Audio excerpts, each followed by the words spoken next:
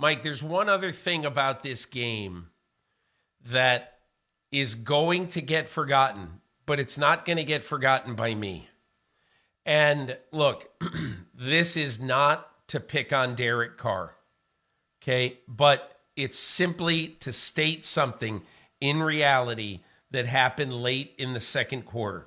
When this happened, I'm telling you, I said to myself, he threw an interception with 56 seconds left in the second quarter. When they were at the Rams' 10-yard line, they're going to get a field goal or a touchdown.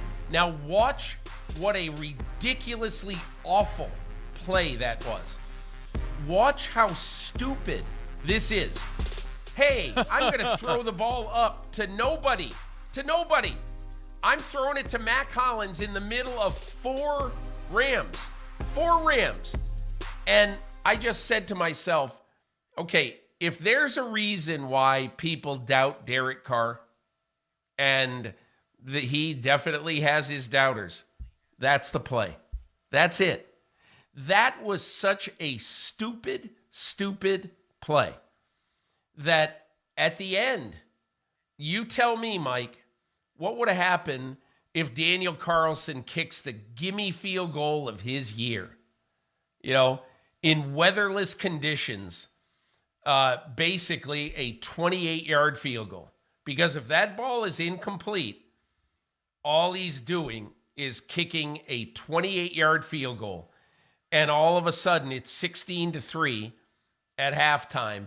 They're going to make it 19-3 later. And so, you know, the only way that the Rams can catch up then, obviously at the end, is, you know, making two touchdowns and making the 2-point conversion both times. And again, look, maybe that would have happened, maybe it wouldn't, but I can't help but look at that Derek Carr play and just say, how do you make that play as a veteran quarterback in the NFL? It's just one of the dumbest throws. I'm not going to exaggerate. It's one of the dumbest throws I've ever seen. You know, from time to time, people ask me about doing the show with you on Fridays, and I'm always very complimentary, extremely knowledgeable, great at breaking things down, great at getting access, talking to people. But the one criticism is he doesn't really speak his mind the way that he should. So I wish you would be a little more candid with your... Here's what I tweeted last night after that happened. Mike, let me just ask you this. I want to ask you this. I agree with everything you're saying, and I'm complimenting you for being candid. That's my backhanded way of saying no. That. I just want to know. I just want to know. I want to know. When you watched that play right there, did you just think, interception? Or did you think, oh my God, was that idiotic?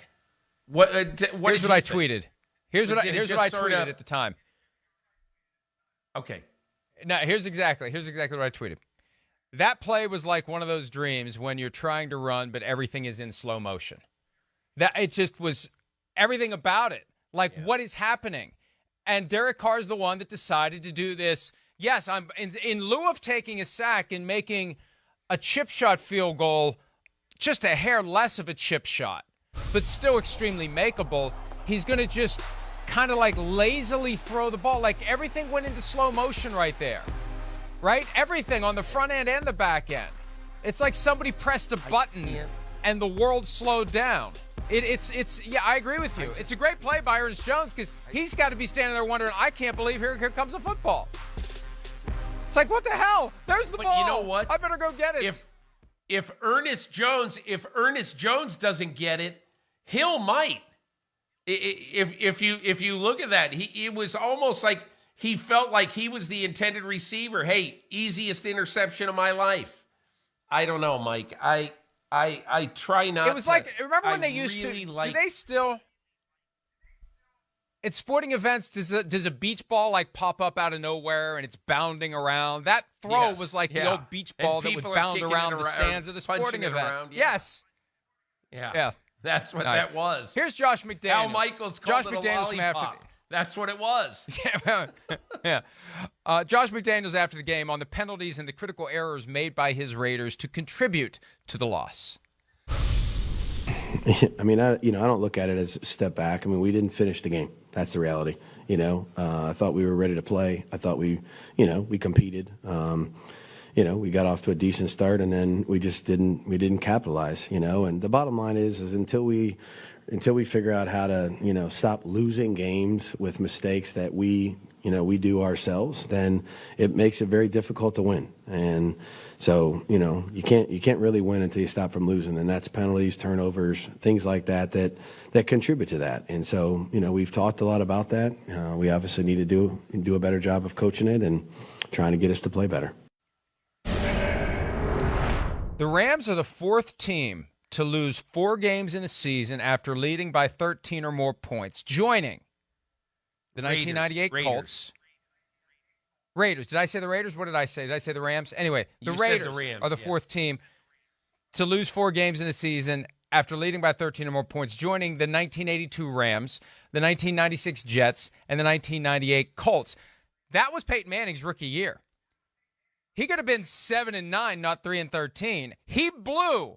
He participated in the blowing of 4 13-point or more leads. The Rams in 82, that's the strike-shortened season, so they did a 4 out of 9 games, which makes it incredibly impressive when you only have 9 games to blow 4 13-point leads. And was Parcells the coach of the Jets in 96? No, he was with the Patriots. He came the next year. So that contributed to whoever was the coach of the Jets in 96 being gone. Bruce Coslett, maybe? Could have been. Rich Kotite? I forget who. Coslett. I think he was gone by then, too. I forget who was the coach then. But, yeah, that you can't do that. Mike, it's inexcusable. About the Raiders. It's inexcusable. Yeah, the one other thing about the Raiders, and I was thinking about this last night when you watch those stupid plays. One of the things that happens, I believe, when you have a new coach come in and then you have remnants of the old regime. And let's take Clelin Ferrell. Okay. He obviously was vastly overdrafted in Mike Mayock's first draft, picked 4th overall. And he never was the impact player that the Raiders thought he was. So now, honestly, Mike, Clelin Ferrell knows that it's over for him with the Raiders. I mean, it's over for him. He's going to be going somewhere else next year. Okay, so you really wonder when he wakes up in the morning and he's playing for the Las Vegas Raiders. The question is, what does he think? What is he thinking? I got to play every play like it's my last, or I wonder where I'm going to be playing next year. And I'm not totally bought into this place because I really don't have a future here anyway. Now, maybe that's what he thinks. Maybe that's not what he thinks. But I just kept thinking, and I've been ruminating on these things, that when you take over a team as Dave Ziegler and Josh McDaniels have done, they can't replace the entire roster in the first year, or they can't make every personnel decision that they'd like to. So what they have to do is they have to deal with some players who they figure probably aren't going to be part of the long-term situation there. And then you're going to discover some guys, like Mac Hollins, who has been a godsend for this team. So I do think that part of this you're going to see at the end of this year is part of the weeding out process that the Raiders are in the process of doing with a new regime. And I think the weeding out process, after watching some of their major errors, I doubt the weeding out process is going to include Derek Carr, but, and I'm not saying it should. I'm not saying it should, because at the end of the day, no matter how upset you are with Derek Carr, you have to ask yourself, okay, can we do better than Derek Carr at quarterback?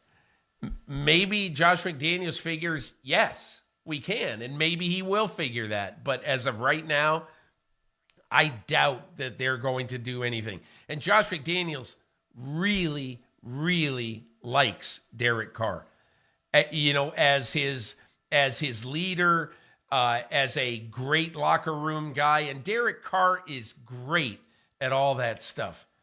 But I'll tell you one thing, that interception is going to have Josh McDaniels and Derek Carr both just absolutely sick for days. I got 2 points to make. First, you mentioned Clelin Ferrell. He was one of 3 first-round picks in 2019, and they didn't pick up the options on any of the guys, making them all free agents next year. Along the way, they cut Jonathan Abram, the safety who was one of the 3 first-round picks. Josh Jacobs has become incredible. He was another one of them, and Ferrell's playing special teams.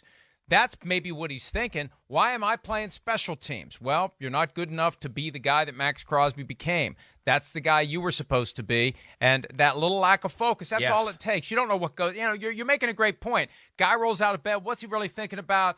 Yeah, they're making a playoff push, but I'm not going to be here, and I got to go play all these different special teams, and they really don't want me here, and I'm not comfortable, and boom, in that one moment he falls offside, and that's that. As to quarterback, Peter, something that dawned on me, and I made this point earlier in the week. When Baker Mayfield was released by the Panthers, I tried to paint with the broadest possible brush of the teams that may be interested in him. And last night, with the Derek Carr interception, couple that with the fact, and I'm sure you remember this, just days before the 2018 draft, who did Josh McDaniels work out secretly? Worked out Baker Mayfield. McDaniels was interested. Patriots were interested. Mayfield's going to be a free agent after this year. And McDaniels witnessed it last night. Unlike any other coach or GM in the league who saw it on TV, McDaniels lived it. Ziegler lived it. Mark Davis lived it. And they have a window, a thin, slim window right after the Super Bowl, just a matter of days, to pull the plug on Derek Carr's contract and say, bye-bye. And between the interception, the slow motion stuck in molasses, I'm falling down, what do I do? Let's just throw it up for grabs. Between that and what Mayfield did last night, you never know. You never know what that thing is going to be that causes people to ultimately make big decisions, Peter. But I wouldn't be surprised if in hindsight they say, see you later, Derek. Come to Las Vegas, Baker Mayfield. Mike, 2 things based on what you said after your 2 things based on what I said. Right now, Josh Jacobs has a 283-yard lead in the NFL rushing race over Nick Chubb and a little bit more over Derrick Henry. Now, he's also got a game in hand, so keep that in mind.